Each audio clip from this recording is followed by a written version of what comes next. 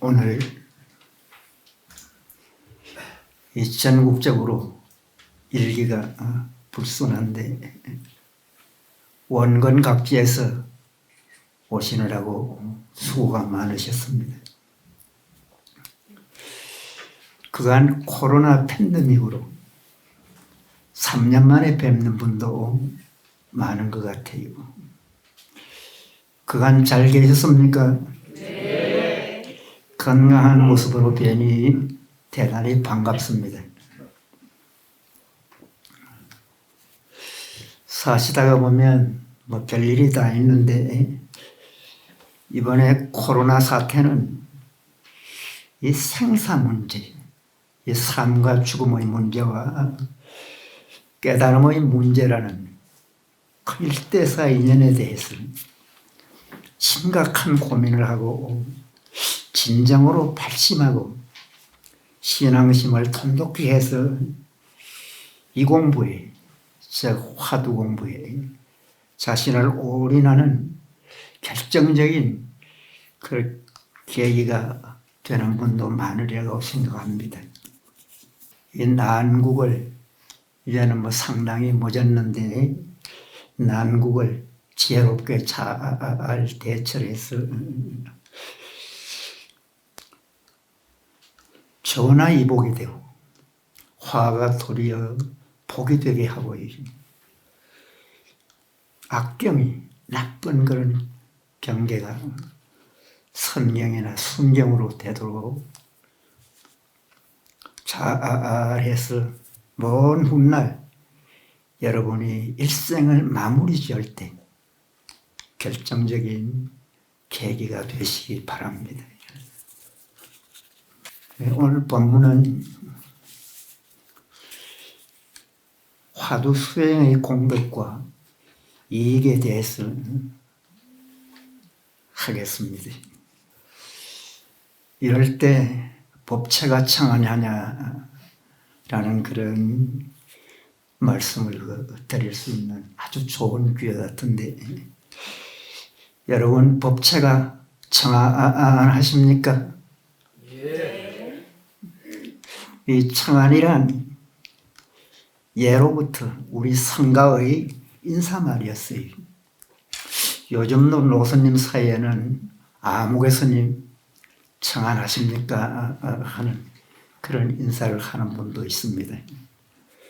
청안이란 맑을 청자, 편안한 자, 수행을 잘해서 몸과 마음이 아주 맑고 깨끗하고 그런가 하면 마음이 아주 편안해서 행복을 누리는 것을 바로 청안이다 합니다. 이 청안은 화두 수행의 기본과 보람을 한마디로 요약해서 함축한 말이다. 그렇게 말할 수도 있겠어요. 우리 불자뿐만 아니라 이 세상에 어렵고 괴롭고 힘들게 사는 모든 분들이 청안하도록 다들 기도합시다. 이 사람들은 누구나 잘 살기를 바래요.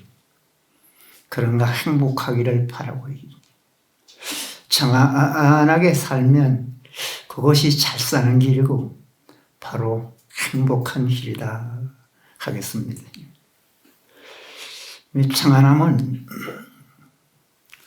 안 되는 화두라도 애쓰다가 보면 어느 날 문득 화두가 간절해서 진정한 그런 어정이 일어납니다. 그러면 화두를 놓을 수가 없고 버릴래야 버릴 수 없을 순일하게 가나 오나 앉아나 서나 언제라도 화두가 돼. 그러면 그간 참 사시다가 보면 이런 일 저런 일로 어렵다 괴롭다 힘드시다 뭐 별 괴로움을 다 느끼면서 별 고뇌망상을 다 하시면서 살던 그 사람도 번뇌가 상당히 끊어져요. 그런가 하면 마음이 아주 고요하고 아주 편안해집니다. 그렇게 되면 본격적으로 서서히 묘한 그런 기분을 얻게 돼요. 온 전신에서 요새 봄 기분을 느끼듯이 새 기분을 느끼게 됩니다.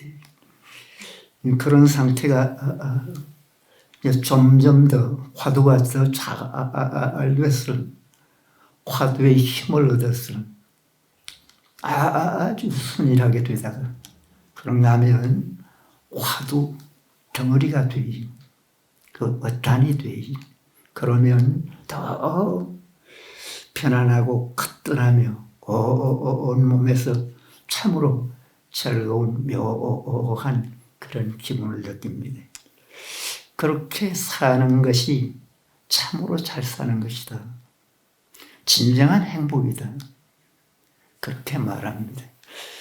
세상에서 보통 사시는 데는 돈이나 명예나 권세나 쟁취해서 떵떵거리면서 잘 사는 것을 보통 잘 사신다 하지만 이 수행에서 우리 불과해서 잘 사는 것은 바로 그렇게 마음이 아주 고요하고 편안해서 진정으로 묘한 행복을 느끼면서 사는 그런 사람이 참으로 잘 사는 분이다. 진정한 행복가. 그렇게 말을 합니다. 거기서도 더 들어가면 오심이 점점 순숙돼서 오심 덩어리가 아주 성성하고 아주 적적한 그런 상태가 돼요. 화두는 묘함이 성성한 데 있다라는 말이 있어요. 성성한 데 아주 묘함이 있어요. 화두가 아주 맑고 깨끗하게 또렷또렷하게 들리면서 묘하게 기분이 좋아서 막 자기를 억제하기가 어려울 정도로 그 정도 되면 사방팔방 막 하나오나 주변을 보아도 싱글벙글해 생생한 기운이 나며 한가롭고 아주 자유로워요. 이런 희열, 그런 그 기쁨은 세간의 어떤 즐거움도 견주고 비할 바가 없다고 합니다. 그런 희열은 조금만 느껴도 두고 잊지 못하는 그런 희열이 됩니다. 그래서 스님들 중에서는 죽을 만큼 체험한 거 가지고 평생 울고 먹었다, 뭐 그런 말을 하시는 분도 있어요. 그런데 우리 화두선에서는 이런 희열이나 이런 즐거움, 이런 행복을 가급적이면 느껴도 입을 다물라고 해요. 느꼈다 하는 그 생각 자체를 하지 말라고 해요. 왜냐? 거기에 빠지기 때문에. 보통 사람은 빠지기가 아주 쉬워요.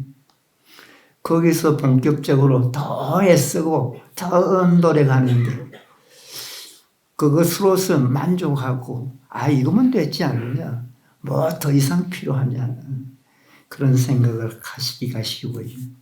그래서 일체 어떤 느낌도 어떤 기분도 어떤 보람도 어떤 긍지도 다 쉬고 비우고 화두를 더 애쓰고 더 노력해서 더 성성하고 적적하게 해야 된다는 것이 예들은들의 한결같은 말씀이죠. 그런데 요새 사람은 그걸 두고 그 느낌을 외면하는 것은 장롱 아래 검덩이를 두고 보기만 하는 꼴이래. 꺼내가지고 좀 뚝뚝 잘라가지고 여행도 좀 하고 이것저것 좀 돈도 쓰면 좋을 텐데 돈 쓸 줄 모르는 그런 분들처럼 늘 그냥 금관에만 가득 채워놓듯이 그렇게 정진을 하라는 것이 옛 조사스님들의 한결같은 말씀이에요. 왜냐? 거기에 빠지기 쉬우니까. 그러나 적당하게 느끼면서 적당하게 공부만 잘하면 그것은 감지덕지해도 괜찮아요. 어쨌든 그렇게 정진이 좀 잘 되는 그런 상태가 되면 이것이야말로 진정한 행복이다. 꼭 느낄 수가 있어요. 그래서 그런 그 행복은 세상에 어디에서도 느끼기가 어려우면서도 바로 순수한 화두 참선 수행에서 도에서 느낄 수 있는 행복이다 합니다. 그래서 그런 정도 체험하면 오직 이것뿐이다. 이상 어떻게 더 좋은 걸 바랄 수가 있느냐 하면서 화두에 대한 참으로 진발심을 해서 애쓰고 노력하는 것이 바로 바른 생각이다라는 그런 생각을 하면서 어쨌든 행복을 느끼고 좋은 체험을 하더라도 거기에 빠지지 말고 더 애쓰고 더 노력하시라는 말씀을 드릴게요. 그래서 그 화두하는 분은 막 자기 자신을 화두에 던지고 바치라. 그래야 참으로 큰 것을 더 느낄 수 있어요.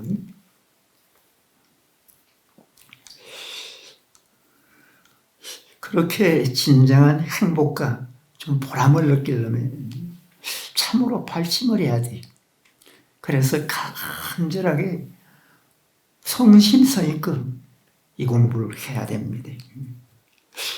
나란 누구인가? 왜 무라고 했을까? 부모에게 태어나기 이전의 본래 면목은 무엇인가? 부모 미생전 본래 면목 화두죠. 사람이 태어나면 어디로 쫓아오는 것이며 죽으면 어디로 향하는 것인가? 누구나 해결해야 될 본분사를 가장 중요한 일이래.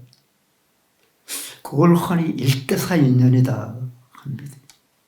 일생에 겪을 수 있는, 경험할 수 있는 가장 중요한 일이라는 거예요. 그렇지요. 뭐니 해도 내가 이 세상에 태어나서 죽는 일이 가장 큰, 그런가 하면 깨달음을 얻는 것이 크고 그것이야말로 가장 큰 일이다 해서 일대사인연이다 그렇게 말합니다. 그 화두는 인간이나 우주 만유의 그 존재의 실상과 존재의 그 근본 모습과 생명의 근원에 대한 생명의 그 본바탕에 대한 법문 중에 법문이래요. 우주와 인간에 대한 근원적인 문제이고 그것은 우리 모두의 바로 궁극적인 과제래요. 그래서 화두는 안 할 수 없다는 거예요. 안 하면 자기 손해를. 여러분은 아직은 공부가 좀 미천했어요. 이 공부에 대한 확신도 서기가 조금 어렵고 자신감과 자부심을 못 가질 분이 계실 거래요. 그러나 이 공부는 보통 공부가 아니라 존재의 실상과 생명의 근원에 대한 최상의 법문이래요. 그것은 바로 우주와 인간에 대한 근원적인 문제고 궁극적인 과제래요. 그래서 이 일은 누구나 해야 돼. 안 하면 자기 손해래요. 그런 공부가 화두라는 것을 누누이 심각하게 생각을 해야 됩니다. 그래서 화두에 대해서 막 밤을 지새우면서 눈물을 뚝뚝 흘리며 심각한 고민을 해라고 합니다. 자기의 근본 문제 해결을 위해서 사느냐 죽느냐 막 몸부림을 치라는 거래요.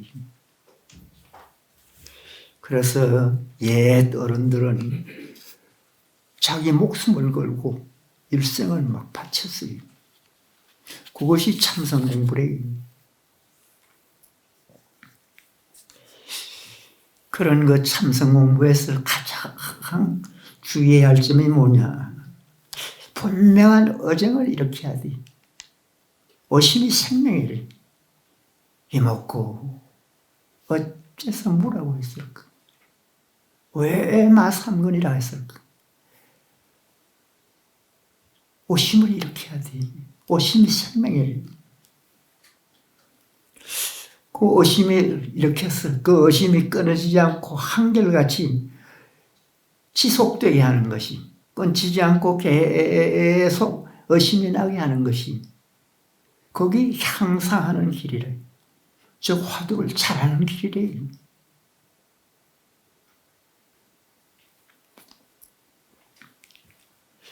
흔히 화두할 때는 고양이가 쥐잡듯이 해라 합니다. 그 고양이라는 놈이 쥐구멍을 보면 쥐구멍 앞에 가서 딱 버티고 앉아요. 꼼짝도 안 해요. 쥐가 나오면 그냥 낚고치는 거리. 그렇듯이 늘 그 고양이가 쥐구멍만 쳐다보듯이 한 곳에 집중해서 오심을 일으키라는 거리. 어쨌든 그렇게 화두의 의심을 일으키되 또렷또렷하고 분명하게 일으켜야 돼. 그런데 처음부터 오심을 너무 신경 쓰면 그것이 괴로움이 돼. 하루 이틀도 아니고 오랫동안 안 된다 싶으면 정말 그 걱정이 태산 같아. 그러다가는 되던 화두도 서서히 놓아버리고 안 하려고. 안 되더라도 안 된다, 괴롭다, 어렵다, 힘드시다. 그런 생각을 다 놓으시고 원칙적으로 가장 기본적인 그 방법으로 그냥 애쓰고 애쓰면 돼요. 애쓸 따릅니다. 그렇게 말할 수가 있어요. 어쨌든 그렇게 또렷또렷하게 분명하게 화두를 들어가다가 어느 날 문득 화두의 의심이 서서히 본격적으로 일어나요. 그때 지난 날을 생각하면 그 안 되던 하루하루가 다 헛되질 않았어요. 결국은 어렵다, 괴롭다, 힘들다는 그런 그 한 분 한 분이 쌓이고 쌓여서 결국은 진정한 어지럼, 진이가 막 돈발이지. 진이가 돈발할 때는 간절한 생각이 들어요. 그러면 오심이 확 일어나요.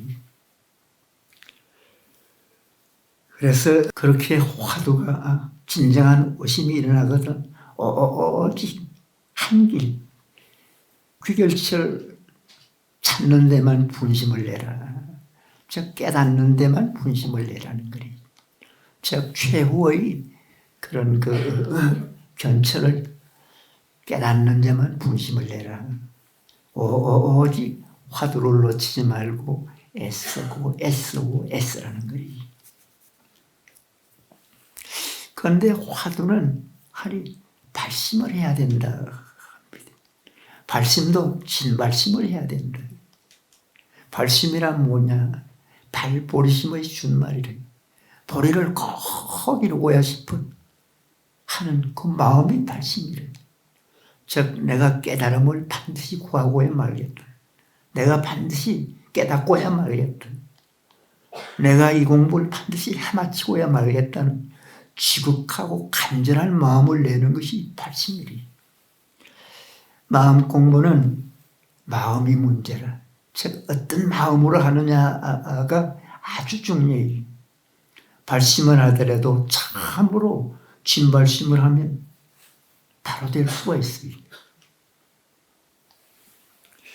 어쨌든 그런 발심을 해서 참으로 애쓰면 이 공부가 의외로 쉬운 공부일 수도 있다는 생각을 하면서 항시 발심을 잘해서 참으로 이 공부에 자기를 막 던지듯이 애쓰고 노력하시기 바랍니다. 그 화엄경에서 말씀하시기를 마음은 열애를 만난다. 일체 모든 것은 마음의 조작이다. 그런 말씀이 있어요. 인간사회의 모든 것은 마음먹기에 달렸어요. 잘 사느냐 못 사느냐, 성공하느냐 실패하느냐, 이 공부도 깨치느냐 못 깨치느냐, 자기 마음에 달렸어요. 그 마음을 참으로 크게 내면 바로 근본 마음하고 기합이 된다는 거예요. 그래서 선은 한 번 뛰어 바로 열애의 경지에 들어갈 수가 있는 것이 바로 선이다 합니다. 순간이라도 한순간이라도 큰 마음을 내면 발심이 볼이라고, 즉 깨달음이라는 거예요. 그런가 하면 열반이 될 수가 있다는 거예요. 흔히 그 선이 뭐냐 하면 그 한문으로 교회 별전 불인문자 직진심 견성성불이다. 그거 흔히 많이 하는 그런 말씀이 있습니다. 교회 별전, 교란 부처님의 가르침을 말해요. 부처님의 그 가르침 밖에 별도로 전한 불인문자, 문자를 세우지 않고 문자를 쓰지 않고 직지인심 견성성불이라, 직지 바로 가르치는, 사람의 마음을 바로 가르치는, 바로 가르치어 견성성불이다. 성품을 보아서 바로 구체가 된다는 거예요. 이것은 특별히 며칠 전에 프랑스 국립박물관에서 직지라는 책을 전시한다고 해요. 그 책이 우리 한국에서 만들어진 책이랍니다. 세계 역사상에 지금까지 확인된 걸로서는 가장 오래된 책이라는 거예요. 그 책을 프랑스에서 한 80년 전에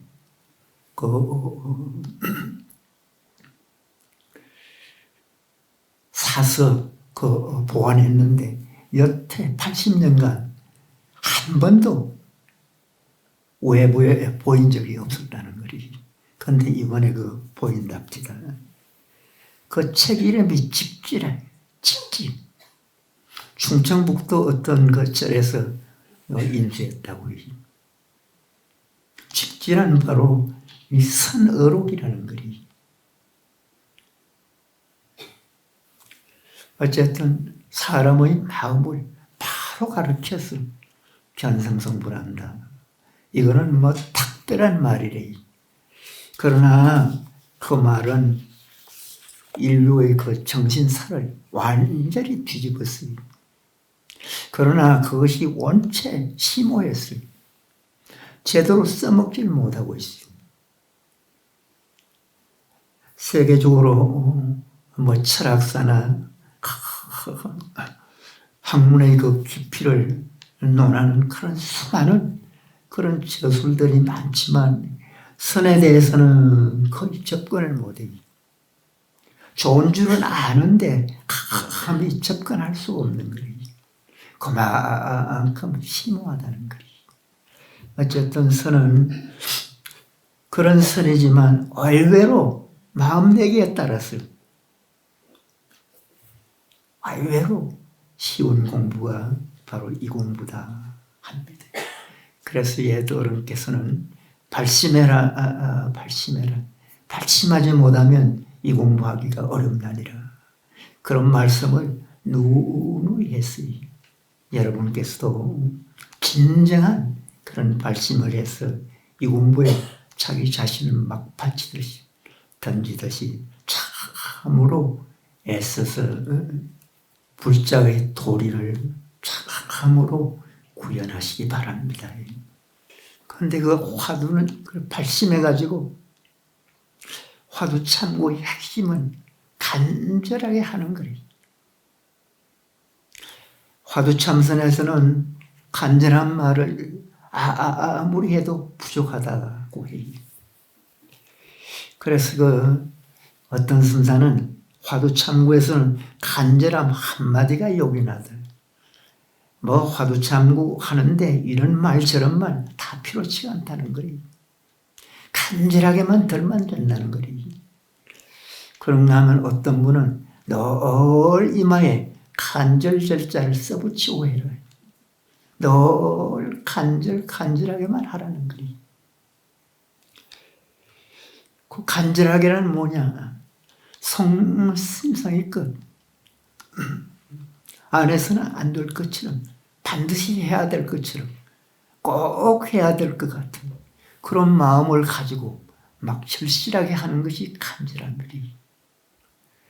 마음 공부는 그런 그 절실함, 그런 간절함이 있어야 된다는 생각을 하시면서 늘 간절하게 하는 습을 들이시기 바랍니다. 그러면 그 간절한 생각은 어디서 생기느냐? 무상이 신속한데 생사가 일이 참으로 크다는 것을 통감해야 된다. 이 무상이 아주 신속해요. 여기 뭐 연세 높은 분도 계시는데 청춘 같을 때가 엊그저께 같이. 그런데 머리는 하얘. 그렇듯이 참 무상은 참으로 신속해. 이 순간도 여러분이 건강한 것 같고 이 수행을 잘 하시는 그런 분인데 그러나 아무리 건강한 것 같고 수행을 잘 한다고 하더라도 내일을 기약하기 어렵다는 거예요. 그래서 흔히 숨 한 번 들이켰다가 내쉬지 못하면 내생이다 합니다.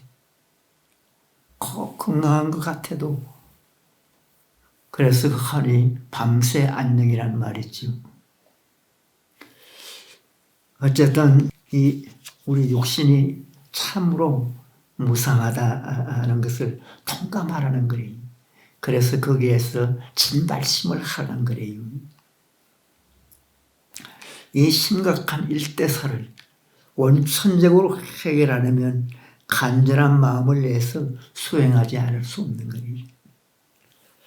화두가 안 된다 이런 말처럼 말을 많이 하는데 안 되는 근본 요인은 화두에 간절함이 없고 이 공부에 대한 절실한 마음이 없기 때문에 안 된다는 거예요.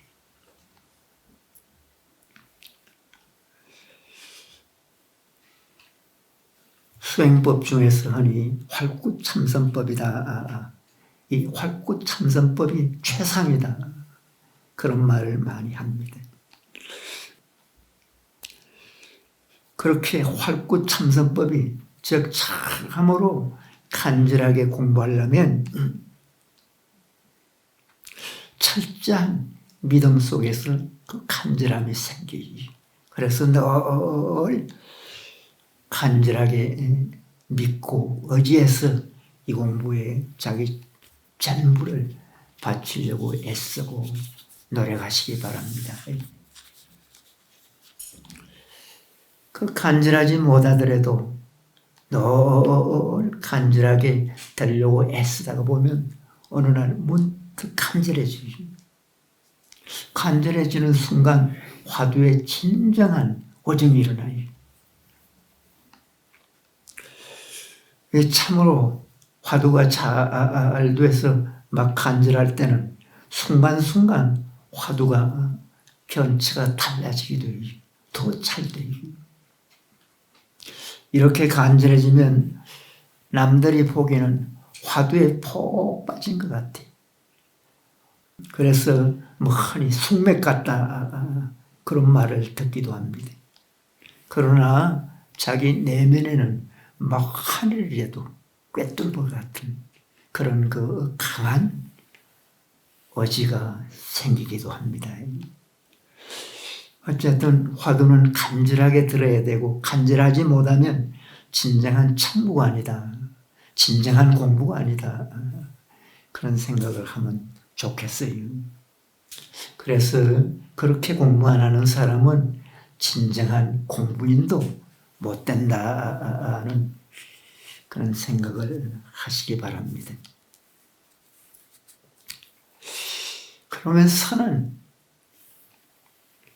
어떤 효능이 있는가? 첫째, 선을 하면 안심이 되고 행복을 느낀다. 앞에서 이야기를 했지만 안심이 되고 행복을 느끼. 화두에 진정한 어정이 일어나기 전에 화두하려고 하면 이런 망상 저런 망상 수많은 망상이 막 가마솥에 물 끓듯이 막 일어나요. 그래서 어떨 때는 그 망상을 쉬려고 별 수단과 방법을 다해도 쉬어지지가 않아요. 그걸 일부러 쉬려고 하면 잘 안 쉬어져요. 망상이 일어나면 일어나는 대로 그대로 느껴가면서 느끼더라도 느낀다는 생각만 하지 마세요. 보이더라도 보인다는 생각만 하지 말고 그냥 무심하게 화두만 쓰다가 보면 망상은 저절로 서서히 없어져요. 그 화두의 의심이 제대로 본격적으로 나면 망상은 저절로 없어져요. 그런가 하면 마음이 고요하고 아주 편안해져요. 그 화두가 힘을 얻어가지고 순일하게 돌리면 더 마음이 고요하고 더 편안해져요. 그러면 화두가 점점 힘이 강해지고 즉 상승하고 더 착적해서 화두가 의심 덩어리가 돼요. 그러면 참으로 일체의 망상까지도 다 없어진 것 같아요. 그렇게 되면 마음이 그렇게 고요해져.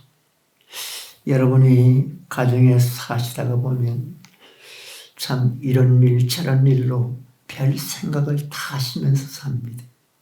그래서 괴롭다, 어렵다, 힘드시다 뭐 온갖 보내망상을 다 피우면서 살아요. 그렇게 그 화두의 힘을 얻어서 이 망상이 없어지는 그런 상태가 되면 사소한 그런 본래나 망상은 저절로 없어져 버려요. 망상이 없어진다는 것은 괴로움이 없어진다는 거예요. 그런 정도만 되고도 내 사전에는 괴로움이라는 말이 없어진다는 것을 느낄 수가 있어요. 이 괴로운 점이 있고 설사 괴로운 그런 일이 있더라도 그것이 괴롭다는 생각이 안 들어요. 안 들면서 마음은 고요하고 편안하면서 살만한 그런 정도가 됩니다.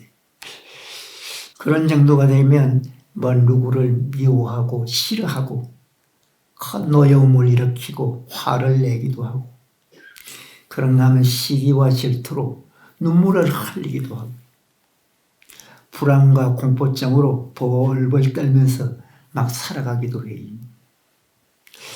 어떤 분은 좀 못난이들은 테러를 하겠다.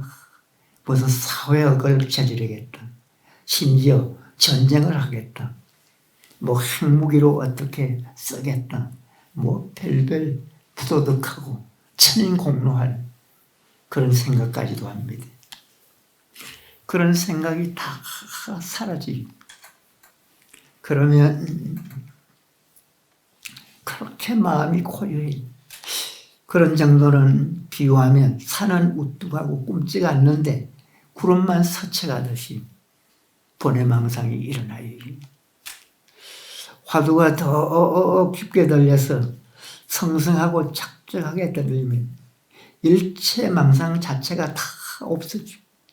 그러면서 마음이 그렇게 고요하고 고요해져요. 그때는 일부러 생각을 하고 기억을 더듬어도 고요하게만 해요.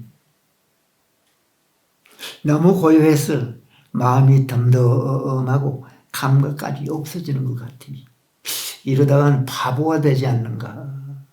그런 우려감도 생기면서 자기를 막 꼬집어 배우게 돼요. 그래도 아프지도 않아요. 이렇게 마음이 고요하면 마음이 맑아져요. 더 고요하고 고요하면 더 맑아지고 아주 편안해져요. 마음이 고요하고 맑아지고 아주 편안하면 온 전신에서 상쾌함과 즐거움을 느끼면서 생기가 나고 기분이 좋아요. 너무 좋아서 막 자기를 억제하기가 어려울 때도 있습니다. 그런 정도가 되면 몸도 아주 가벼워. 막 새털처럼 가벼울 때가 있어요. 자기 몸뚱이조차 의식하지 못하는 때도 있어요. 내 몸뚱아리가 있는지 없는지 의식하지 못하는 때도 있어요. 걷는데도 사뿐사뿐 그렇게 걷게 돼요. 화두를 막 신고 다니는 것 같아요. 그 환희심이 절로 나고 어떤 때는 발이 막 땅에 닿지도 않는 것 같아요. 어떤 때는 또 구름 위를 막 떠가는 것 같기도 하고요.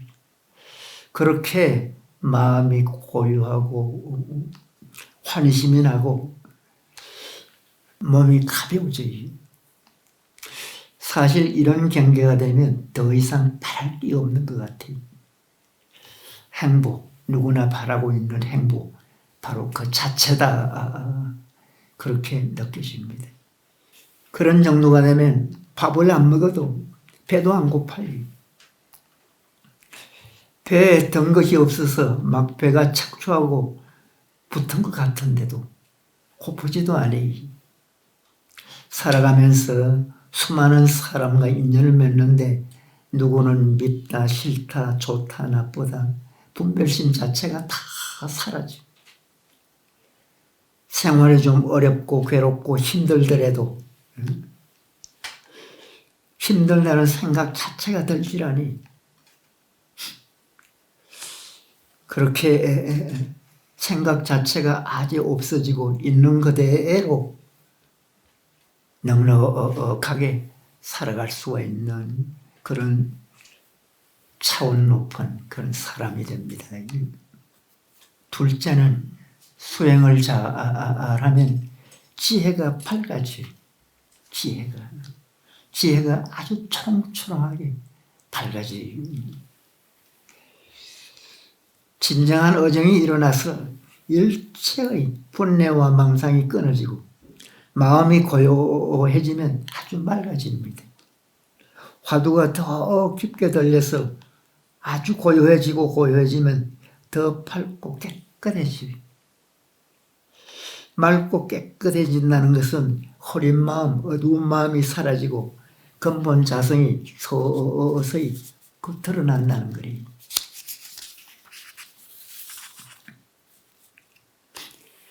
흔히 사람은 본래는 부처다라고 하셨어요.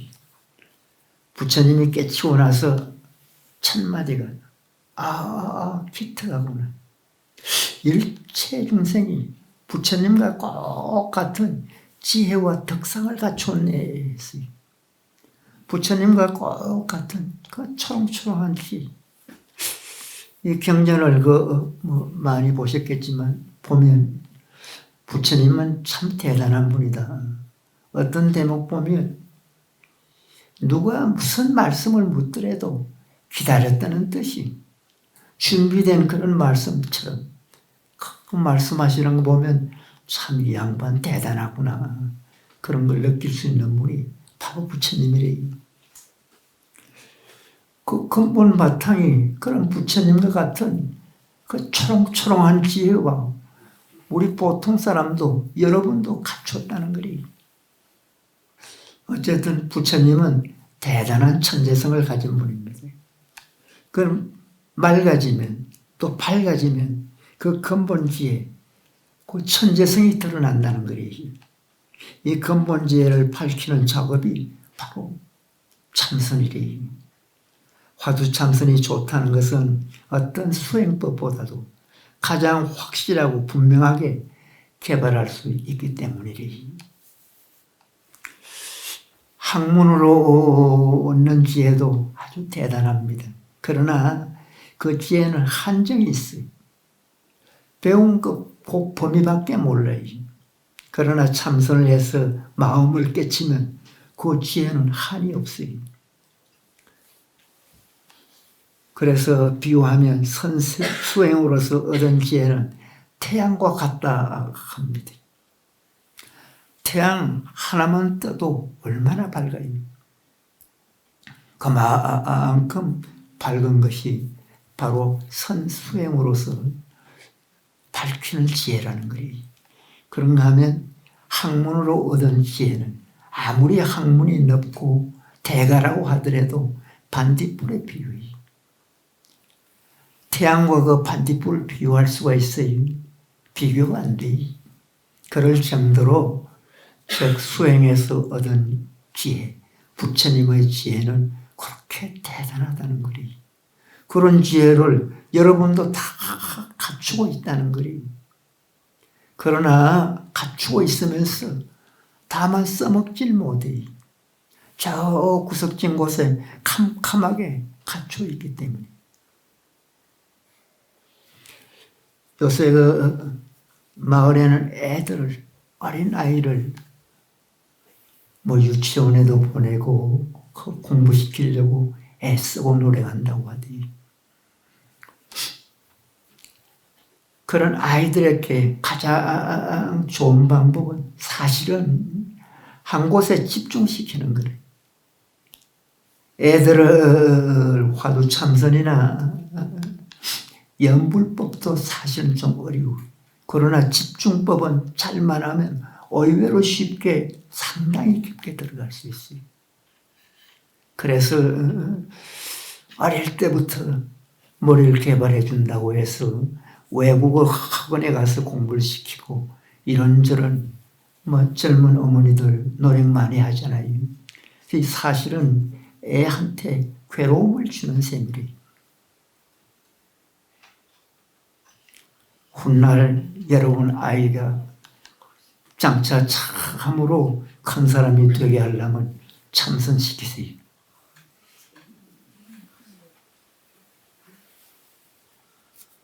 그래서 이 참선은 젊은 사람일수록 남보다 성공하고 출세하려고 하는 사람일수록 머리를 쓴 직업을 가진 사람일수록 해야 되는 수행법이라는 거예요. 여러분께서도 해보시고 집안의 그 귀한 애들이나 소중한 사람들에게 어릴 때부터 잘 지도하면 바로 큰 유산이 되고 가문의 영광이 될 수가 있습니다. 그래서 참선은 잘하면 둔재가 천재가 되고요. 무능한 사람이 능력자가 되고 범부가 부처가 되고 도인이 되었기 때문에 인간 개조법이다. 인간 재생법이다. 그렇게 말하는 분도 있습니다. 간화선은 생활선이다 합니다. 간화선 수행은 일하면서 수행하고 수행하면서 일할 수 있는 수행법이 바로 간화선이래요. 보통 명상법은 앉아서 거의 꼼짝 않고 앉아서만 공부를 해요. 간화선은 손만 가리키면 가고 오고 앉고 서고 관계없이 어디서라도 일하면서 공부하고 공부하면서 일할 수 있는 것이 바로 간화선이래요. 그래서 불법은 일상생활을 떠나서는 존재할 수 없다. 그렇게도 말합니다. 일상생활 속에서 늘 선심을 잃지 않고 생활이고 선이요 선이고 생활이 되게 하는 것이 화두선의 핵심이래. 일과 수행이 둘이 아닌 제가 수행의 길을 활짝 열어놓은 것이 간화선이다 하겠습니다. 여기에 신도님들이 일하면서 공부하고 공부하면서 일할 수 있는 가장 좋은 방법이 바로 간화선이래. 섭을 익히기가 어려워서 그렇지 잘 익히면 일도 잘 수가 있고 공부도 늘 할 수가 있는 것이 바로 간화선의 장점이래요. 이 참선은 자기와 화두가 하나가 돼서 최상의 효과를 거둘 수 있게 하는 것이 생활선의 조치. 그래서 흔히 일석이조요, 일거양득이다 그렇게도 말합니다. 잘하면 그냥 하나만 올곧게 얻는 것이 아니라 두 개, 세 가지도 얻을 수 있는 것이 바로 간화선이다 하겠습니다. 뭐 이야기하다가 보니까 시간이 상당히 걸렸는데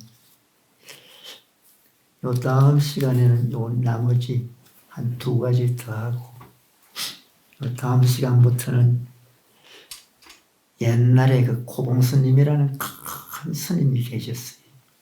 그분이 그 말씀하신 선에 대한 그 요지인 선요를 강의해 드리겠습니다.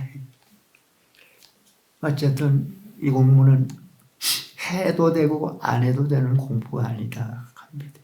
안 하면 자기 손해리.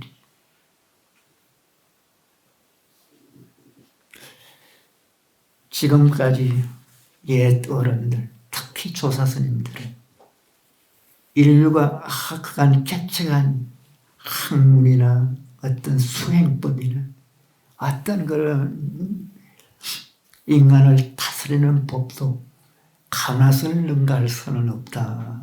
그런 말씀을 하신 분도 있어요. 어쨌든 간화선의 그 위치, 간화선의 그 심오함은 말로 글로 표현할 수가 없는 것이 간화선이다 라는 생각을 하시면서 여러분이 지금은 혹 잘 안 되고 아직도 좀 어려움을 느끼는 분도 꾸준히 노력하고 애쓰시면 참으로 내가 잘했다, 이길 이상이 없다 하는 것을 어디 가도 떳떳하고 당당하게 말할 수 있는 길이 바로 이 길이라 하는 것을 생각하면서 오늘 저녁에 좀 열심히 하세요. 오늘 저녁만이라도 잘하면 아주 대단한 분은 여기서 깨치는 분도 있을 거래요. 예. 열심히 하십시오.